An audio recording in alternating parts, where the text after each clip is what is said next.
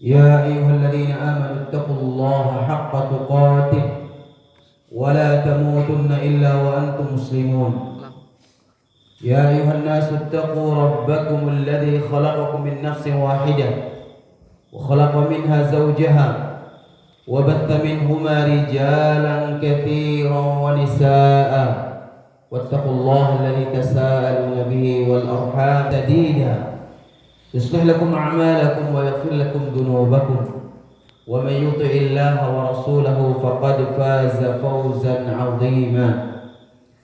أما بعد فإن أصدق الحديث كتاب الله وخير الهدي هدي محمد صلى الله عليه وسلم وشر الأمور محدثاتها فإن كل محدثة بدعة وكل بدعة ضلالة وكل ضلالة في النار. Ma'asyiral muslimin, bapak-bapak, ibu-ibu, saudara-saudara dan saudari-saudari, singkatnya hadirin hadirat jamaah pengajian rahimakumullahu jami'an. Patut kita syukuri sebagai hamba Allah yang lemah, yang senantiasa butuh taufik, inayah dan pertolongan Allah Subhanahu wa taala. Yang patut kita syukuri pada kesempatan kali ini adalah Allah masih memberikan kepada kita nikmat manisnya beribadah, nikmat lezatnya beribadah kepada Allah Azza wa Jalla. Kalau kita lihat di luar sana, betapa banyak manusia yang Allah berikan kesehatan, Allah berikan keluangan waktu, Allah berikan harta bisa jadi, namun tidak semua diberikan kelezatan iman, kelezatan untuk bisa menghamba kepada Allah, kelezatan untuk bisa berkumpul di majelis ilmu dalam rangka apa? Meningkatkan keimanan dan ketakwaan kepada Allah dan meningkatkan ubudiyah, peribadatan kepada Allah Subhanahu wa taala. Yakinlah Bapak Ibu sekalian, para ikhwani fiddin azakumullah, ibadah merupakan jalan utama meraih kesuksesan hidup di dunia, lebih-lebih di akhirat kelak. Betapa banyak Allah mudahkan segala urusan kita karena ibadah kita kepada Allah Subhanahu wa taala. Betapa banyak kesulitan-kesulitan yang kita hadapi Allah mudahkan karena kita memperhatikan ibadah kepada Allah Subhanahu wa taala. Oleh karena itu, sebelum kita masuk ke tema pembahasan kita pada malam yang berkah ini, saya akan ingatkan diri kita semua dengan hadis Nabi sallallahu alaihi wasallam. Hadis dari Abu Hurairah radhiyallahu anhu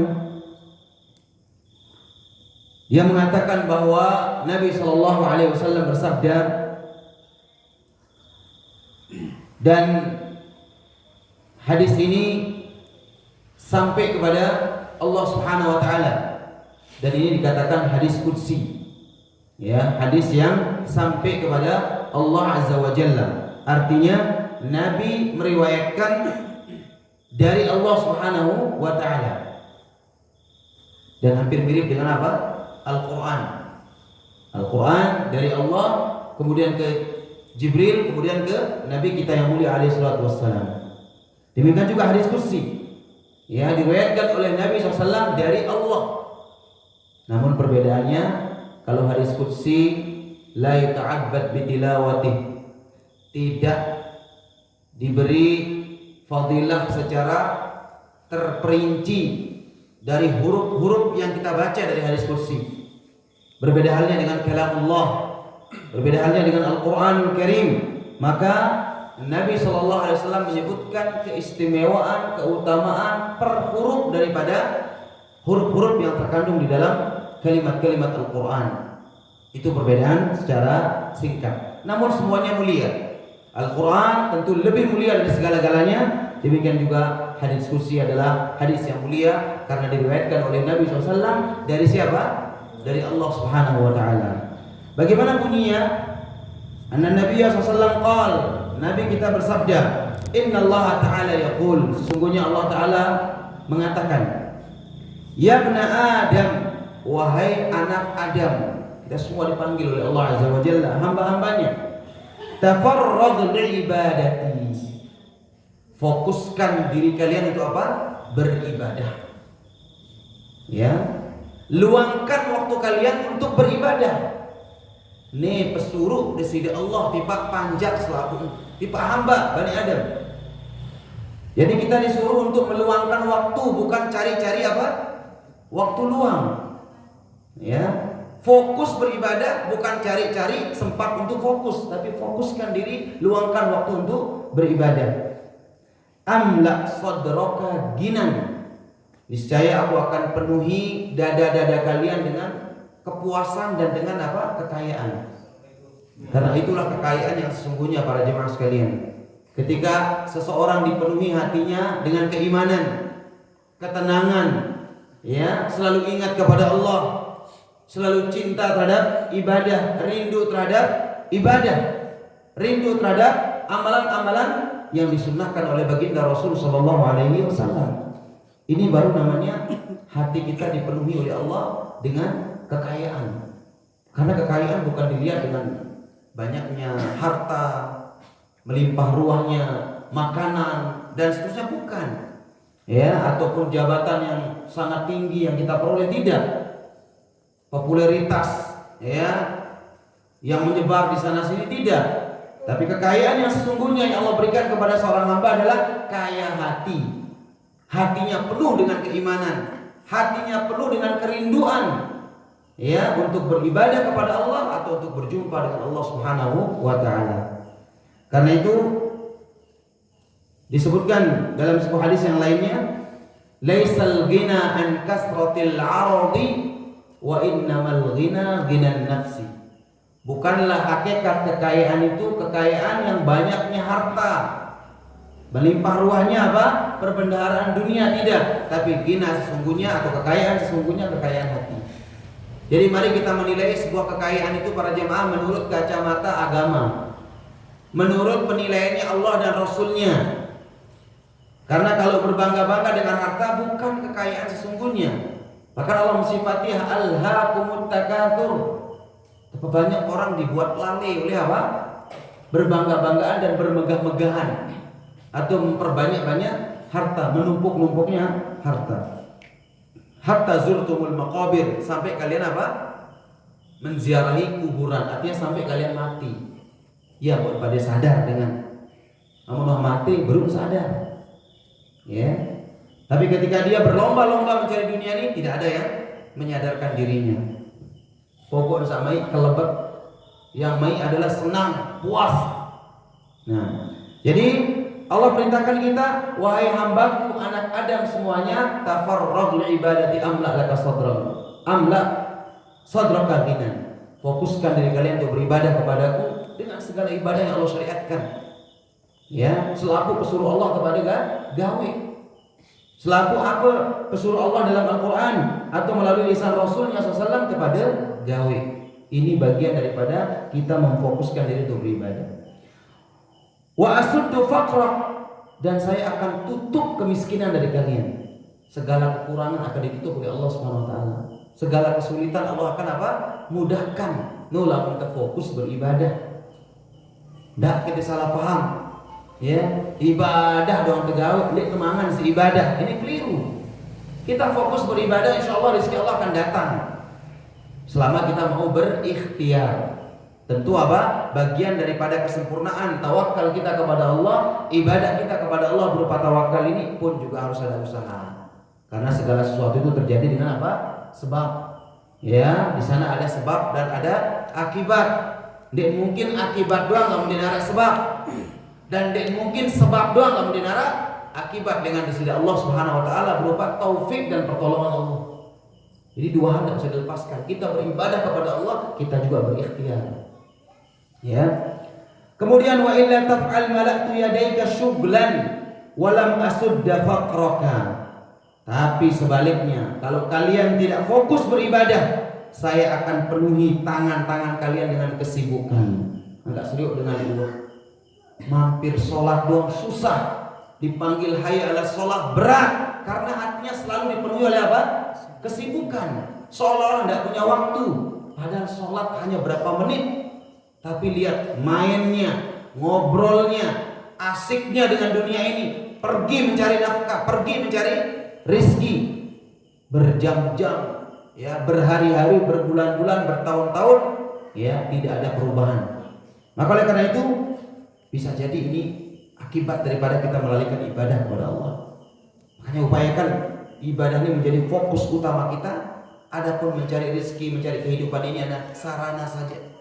Ya, kita tidak menafikan, tidak kerja, salah. Kita tidak meniadakan para jemaah bermalas-malasan di rumah, ya, cuma tiduran, tidak. Tetap kita berusaha bertanggung jawab karena kita punya orang-orang yang harus kita hidupkan, baik diri kita ataupun keluarga kita. Kan tapi ingat, tujuan utama kita adalah bagaimana agar waktu kita lebih optimal untuk beribadah, lebih maksimal untuk beribadah. Maka yakinlah pasti Allah akan berikan pertolongan. Allah akan tutupi segala kebutuhan kita. Lagu-lagu fokus hanya mengejar dunia, maka ada dua kemungkinan. Allah tidak berikan kita dunia tersebut, atau kalaupun Allah berikan, ini adalah istidraj. Ya, ini hanya kepuasan sementara. Lagu Allah akan cabut dia seketika ketika kita sudah tidak menyadari hal itu akan terjadi. Kita lihat sekarang betapa banyak, ya, belum lama diingatan kita terjadi gempa bumi yang manusia kalau hitungan matematisnya sekian tahun dia tumpukan harta, Allah hitungan detik bahkan kurang dari detik harta itu lenyap seketika. Betul apa enggak ini? Betul. Ya. Kita cari biasa harta ini bertahun-tahun, ya. Tidak pernah berhenti siang dan malam 24 jam non-stop. Kita hitung, kita kumpulkan, kita kalkulasikan harta, keuntungan dan seterusnya, laba yang kita peroleh dari usaha. Tapi ketika Allah menghendaki kun fayakun, gempa di Lombok, gempa, ya. Kemudian longsor di daerah mana terjadi longsor, banjir terjadi banjir, kebakaran dan semisalnya dari musibah-musibah. Tentu itu semua adalah mengingatkan kita karena masih banyak di antara hambanya yang tidak bersyukur terhadap nikmat Allah. Ya, yang masih banyak manusia melalaikan mereka dunia mereka, tapi fokus untuk ibadah tidak ada. Nah, bagian daripada fokus ibadah kita para jemaah menuntut ilmu. Oleh karena itu jangan kita malas-malas, luangkan waktu untuk thalabul ilmi. Apalagi di tempat ini, ya, kita alhamdulillah ada kegiatan untuk bisa menuntut ilmu, ta'lim. Bahkan saya berpesan tidak hanya di tempat ini, mungkin di tempat lain ada ta'lim, ada pengajian, kita usahakan untuk datang. Karena insya Allah mudah-mudahan dengan keluangan waktu yang sesaat ini sebagai jalan Allah bukakan kita segala kemudahan. Sebagai jalan Allah bukakan kita pintu rezeki. Kita tidak tahu. Karena rezeki itu yang pegang Allah. Bisa jadi lewat ibadah kita, menuntut ilmu agama, belajar, beribadah berupa sholat dan seterusnya. Ini bagian daripada perkara yang akan menyebabkan datangnya rezeki Allah Subhanahu wa taala. Khani fiddin azakumullah.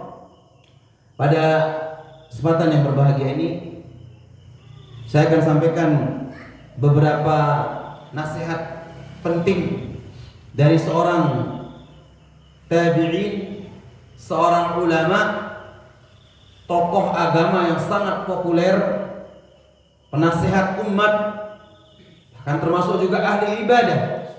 Beliau bernama Al-Imam Al-Jalil Ibrahim bin Adham rahimahullahu ta'ala. Namun bahasa itu tuan guru beliau di zaman Sa'aran Ibrahim bin Adham rahimahullahu ta'ala. Diceritakan oleh para ulama kita, oleh Abu Nu'aim Al-Asbahani dalam kitabnya Hilyatul Awliya, beliau mengatakan marrat tabi'i Al-Jalil Ibrahim bin Adham fi suqil Basrah dzata yaumin. Suatu ketika Sa'aran Imam beliau niki Ibrahim bin Adham pernah berjalan-jalan di pasar. Ya, lewat di sebuah pasar. Ya, mungkin kalau kita di pasar Pemenang lah, pasar Tanjung atau pasar mana ya. Kalau di Mataram sana Kebon Roe misalkan. Tapi ini di Basrah ini. Suatu ketika atau suatu hari, faqala lahum nas ya Aba Ishaq. Lalu orang-orang punya kesempatan untuk bertanya. Duh, semangat dengan zaman lain para jemaah. Dan bau kita ulama liwat belin beketuan doang. Dek marak nani kita ulama nyebuk nebani bedai. Ndak berani lihat. Apalagi ulama ini bawa malik misal, wah semakin takut. Astagfirullah, ini jauhnya apa? Perbedaan umat sekarang dengan umat dahulu. Kalau sekarang bertemu dengan orang alim malu. Harusnya kita kesempatan untuk bisa bertanya soal agama, soal keimanan, soal bagaimana ibadah kita benar atau tidak. Hal-hal yang berkaitan dengan kebaikan akhirat kita. Sebagaimana para sahabat Nabi, ya sedikit-sedikit bertemu dengan Nabi bertanya, ya Rasulullah, tunjukkan kepadaku amalan yang mengantarkan ke surga. Di neraka pengetahuan aneh-aneh, surga.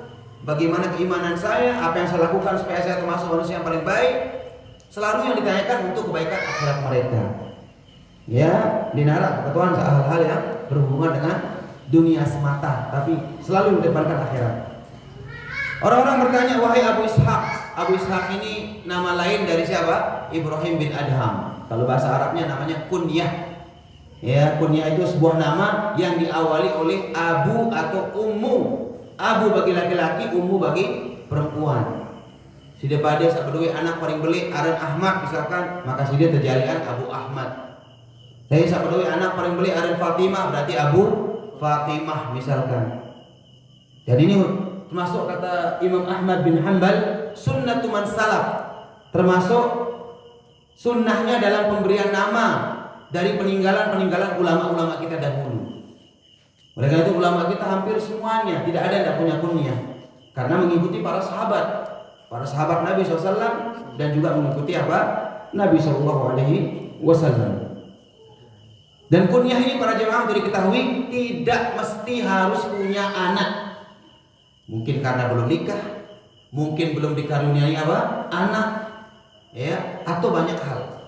Ya, tapi tidak mesti harus punya anak. Boleh orang punya kunyah sekalipun anaknya tidak ada. Ya, Abu Zaid misalkan, Abu siapa dan seterusnya. Bahkan termasuk ulama kita yang tenar sekali, Al-Imam An-Nawawi rahimahullah taala, penulis kitab Riyadhus Shalihin. Itu kunyahnya siapa?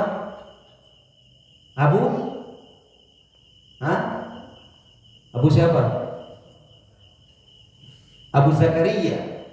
Ya, Abu Zakaria. Padahal dia belum sempat menikah. Karena sibuknya dengan ilmu untuk umat ini, dia berkhidmah, dia luangkan usianya untuk ilmu. Luar biasa. Sehingga apa? Allah takdirkan dia belum sempat menikah dan keburu meninggal dunia. Syekhul Islam Ibnu Taimiyah juga demikian. Dan banyak ulama-ulama yang lain. Tapi mereka punya kunyah. Karena memang kunyah itu tidak ada masalah. Itu termasuk bagian daripada sunnatu man salaf. Sunnahnya peninggalan ulama-ulama salaf dahulu. Nah, Abu Ishaq ditanya, yaitu Ibrahim bin Adham. Inna Allah Ta'ala yaqul wa qala rabbukum ud'uni astajib lakum wa nahnu nad'u Allah fala yastajibu lana. Wahai Ibrahim bin Adham, saya ingin bertanya. Kami ingin bertanya, kata orang-orang di pasar. Allah telah menyebutkan sebuah janji di dalam Al-Quran, wa qala rabbukum ud'uni astajib lakum. Telah berfirman Rabb kalian, berdoalah kepadaku, niscaya aku akan apa? Kabulkan.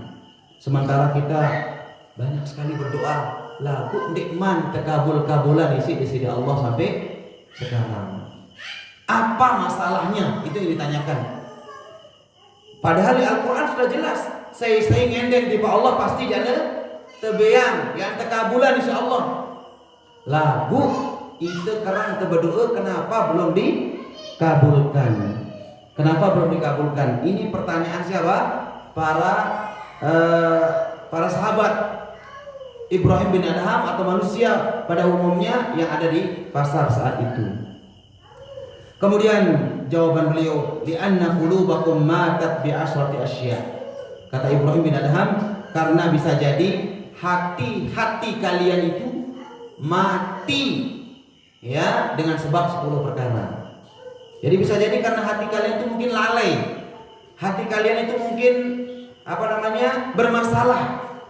Ya, kalau bahasa beliau, hati kalian bisa jadi mati karena 10 faktor yang menyebabkan kematian hati tersebut. Ini yang menyebabkan bisa jadi doa-doa kalian belum dikabulkan. Nah, ini sebagai introspeksi bagi kita, mari kita ikuti apa 10 perkara tersebut yang dinasihatkan oleh Ibrahim bin Adham rahimahullahu taala. Yang pertama, araftumullah wa lam tuaddu haqqahu. Kalian sudah meyakini, kalian sudah mengetahui bahwa Allah Subhanahu wa taala ilah yang hak, yang patut diibadahi, tapi kalian masih belum menunaikan haknya sepenuhnya. Jadi banyak perintah-perintah Allah yang belum kita jalankan. Bagaimana kita mau dikabulkan apa? Doa-doa kita. Pesuruh Allah masih abot kepada gawe, ya, maka bagaimana kita menuntut hak kita kepada Allah Azza wa Jalla? Maka oleh karena itu kesimpulannya, mari kita introspeksi diri-diri kita masing-masing. Sudah benarkah kita di dalam menunaikan hak-hak Allah?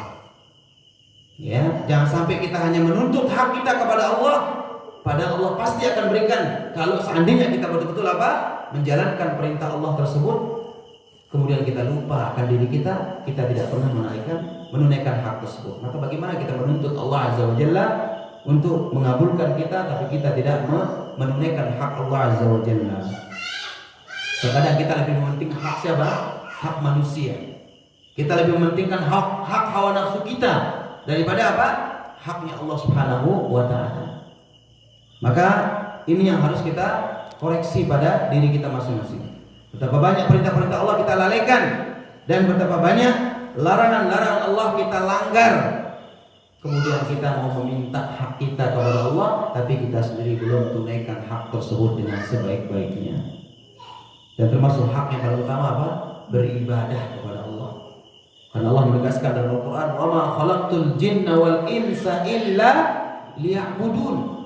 Dalam surat Ad-Dariyat ayat 56 Allah tegaskan, tidaklah aku ciptakan jin dan manusia melainkan untuk beribadah kepadaku.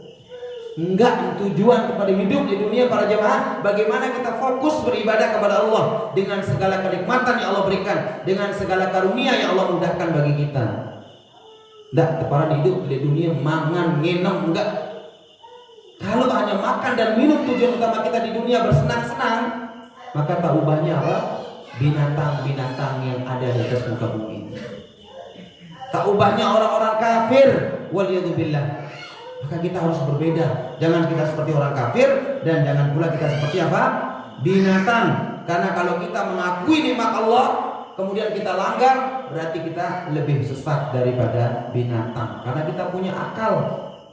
Ya, sementara binatang tidak diberikan akal sebagaimana manusia. Oleh karena itu, ya, Allah Subhanahu wa taala menyebutkan bahwa kehidupan orang-orang kafir itu seperti binatang, bahkan mereka lebih sesat karena hidupnya hanya berpoya-poya, bersenang-senang, ya, makan dan minum seolah-olah tidak ada beban hidup ini. Padahal ada kewajiban yang harus dia tunaikan, yaitu bersyukur kepada Allah dengan beribadah kepada Allah Azza wa Jalla, dengan mentauhidkan Allah dan mengindahkan perintah-perintah Allah Subhanahu wa taala. Ikhwani fiddin azakumullah, yang pertama, ya, engkau mengetahui Allah ilah yang hak, yang patut disembah, tapi kamu tidak menunaikan haknya semestinya. Yang kedua, wa qara'tumul Qur'an wa lam ta'malu bih. Kalian membaca Quran, tapi kalian belum mengamalkan Quran itu dengan sesungguhnya. Betapa banyak sekarang kita baca Quran, kita dengar Quran, dibacakan bagi kita Quran, tapi banyak sekali di antara kita yang menghajar Al-Quran itu. Artinya tidak mengamalkan Quran itu. Masuk telinga kanan, keluar telinga kiri. Allah seru kita, tapi kita tidak memenuhi seruan Allah. Padahal ya ayyuhalladzina amanu istajibu lillah walir rasul idza du'itum lima yuhyikum. Wahai orang beriman, penuhi panggilan Allah dan Rasulnya kalau kalian diseru untuk sesuatu yang dapat menghidupkan hati kalian. Ya, tapi terlalu banyak kita lalai. Ya, kita baca Quran tapi kita selisih Al-Quran itu waliyadzubillah. Makanya Nabi SAW mengingatkan dalam sebuah hadis, ketahuilah bahwa Quran ini bisa hujjatun laka au hujjatun alaika. Bisa menjadi penolong kalian, bisa juga menjadi apa? Musuh kalian. Kapan jadi penolong? Ketika Quran itu dibaca, ditadaburi dan diamalkan.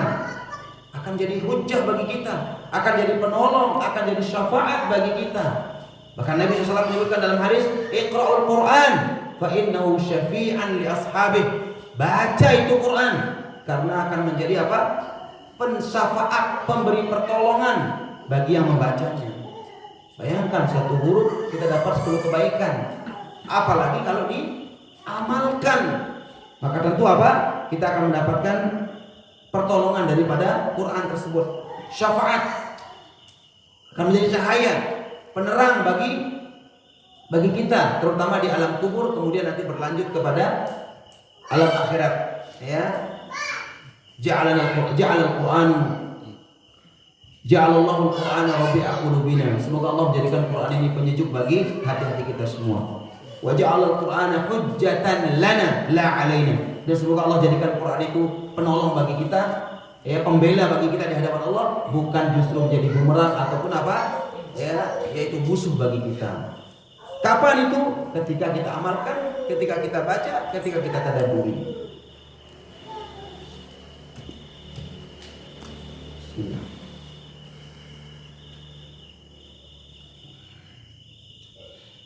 Baik, itu yang kedua. Kemudian yang ketiga, wa za'amtum hubba nabiyyikum wa taraktum sunnatahu. Kalian mengaku, kalian mengklaim, kalian menyangka diri kalian cinta kepada Nabi, tapi kalian tinggalkan sunnah-sunnah Nabi kalian. Ini kan aneh nih. Sekarang para jemaah di zaman ini terutama, ya, banyak orang mengaku dirinya cinta kepada Nabi. Dan ini baik, dan ini harus. Tapi yang kita sayangkan, luwek dengan mengaku cinta tipe Nabi, lagu ndek negawe sunnah-sunnah Nabi, ndek beragama sebagaimana Nabi sallallahu alaihi wasallam, ndek berakhlak sebagaimana akhlak Nabi sallallahu alaihi wasallam, tidak bersuri toladan kepada baginda Rasul sallallahu alaihi wasallam, tidak mau bersolawat kepada Nabi sallallahu alaihi wasallam, dan lain sebagainya. Jangan sampai kita hanya sekadar mengaku lagu dek tenyeling ikuti Nabi alaihi salatu wassalam. Padahal jelas Al-Quran menyatakan, Qul in kuntum tuhibbunallaha fattabi'uni yuhibbukumullah wa yaghfir lakum dzunubakum. Allah menyatakan dalam Al-Quran, katakan wahai Muhammad, jikalau kalian mengaku cinta kepada Allah, maka ikuti aku. Siapa aku di sini? Nabi Muhammad SAW. Ikuti caraku, ikuti bagaimana aku beragama, ikuti sunnah-sunnahku. Jadi dalam tengah aku cinta tiba Nabi itu, aku jua saat suruh isi Nabi laksanakan. Itu hakikat cinta.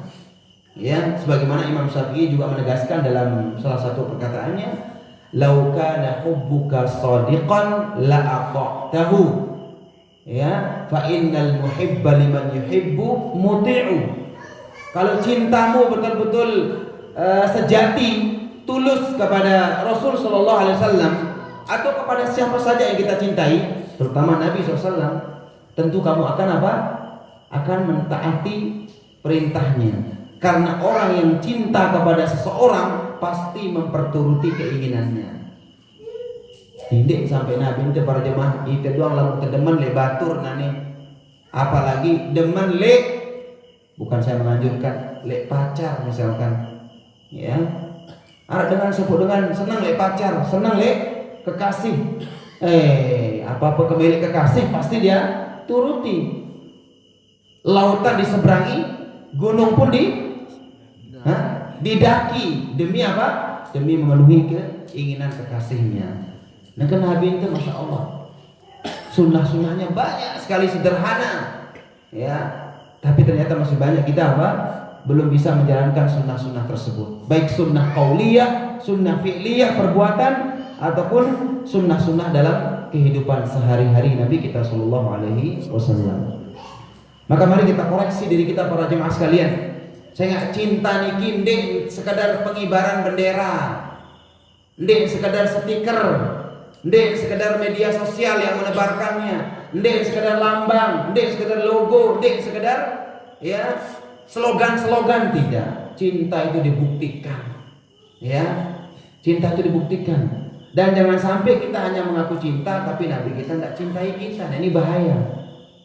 Ya, ini ibaratnya cinta bertepuk sebelah tangan. Itu doang sak ngaku cinta, lagu Nabi itu berlepas diri dari kita. Makanya nanti di akhir zaman ada beberapa kelompok yang ditolak oleh Nabi, tidak boleh masuk ke telaganya. Padahal telaga Nabi telaga yang paling mulia dari telaga-telaga para nabi yang lain. Yang mana Nabi mensifati telaga tersebut airnya lebih putih daripada apa? Susu. Bayangkan, amunlah putih susu niki mari kalah lebih putih. Wallahu alam seperti apa? Kita tidak tahu. Lebih manis daripada apa? Madu. Bayangkan, lebih manis daripada madu. Apalagi madunya madu asli, ya, asli madu asli. Lebih manis daripada madu ini.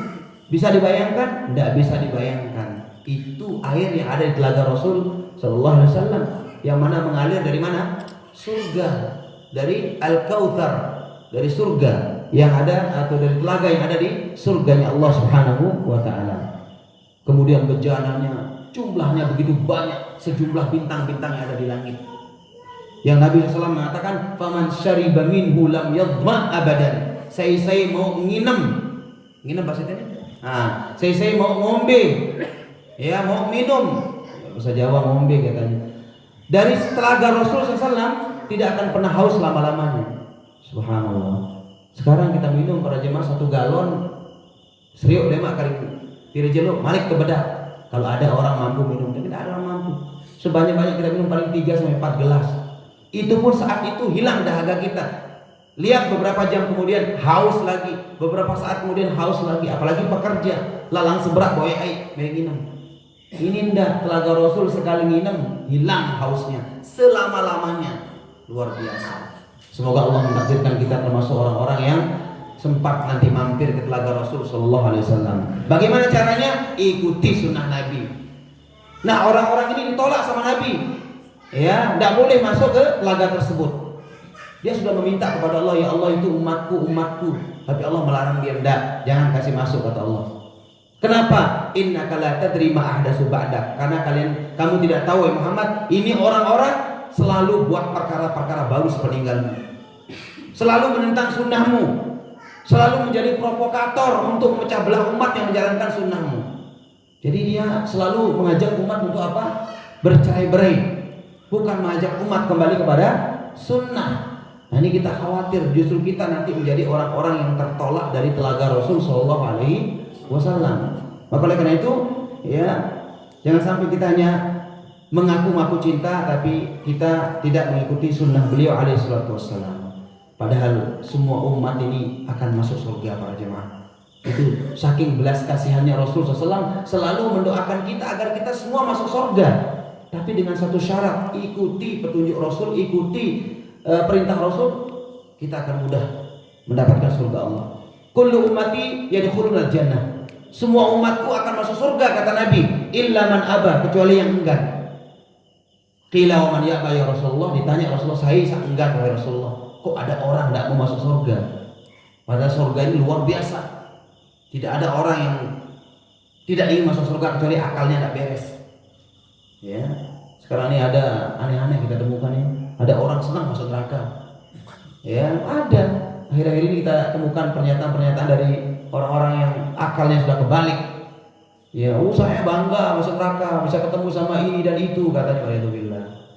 Dengan berlindung dari neraka kok ia malah senang, bangga dengan neraka. Jangan didengarkan, ini orang-orang jahil, orang-orang tidak punya agama, ya, orang-orang yang sesat, jauh daripada tuntunan Allah Subhanahu wa taala dan Rasulnya. Kita disuruh minta surga, Allahumma inni as'alukal jannah wa a'udzubika min sakhatika wan nar, atau wa na'udzubika min sakhatika wan nar. Kita berlindung dari murkamu ya Allah, dari nerakamu. Ini orang malah kok bangga dengan neraka, waliyadzubillah.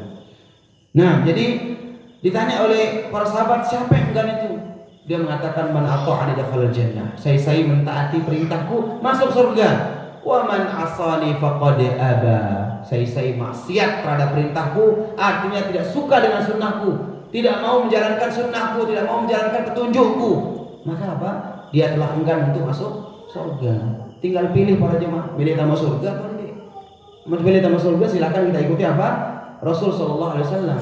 Ya, tapi kalau kita tidak mau ikuti, maka ini bagian daripada orang-orang yang enggan masuk surga. Kemudian yang keempat, wa qultum anna syaitana lakum aduwwun wa wafaqtumuh. Kalian sudah menyatakan bahwa setan itu musuh kalian, tapi kalian ikuti dia. Dan sudah saya sampaikan di majelis ini ada berapa? Ada 6 kalau tidak salah perangkap-perangkap syaitan menyesatkan manusia. Saya ingat betul di tempat ini saya sampaikan. Ya, beberapa perangkap syaitan yang ingin menyesatkan manusia, dari mulai diajak kufur, diajak syirik, ya, memalingkan ibadah kepada selain Allah, diajak berbuat bid'ah alias menentang sunnah Rasul, diajak dosa-dosa besar, diajak dosa kecil dan diremehkan, dan sibuk dengan perkara-perkara yang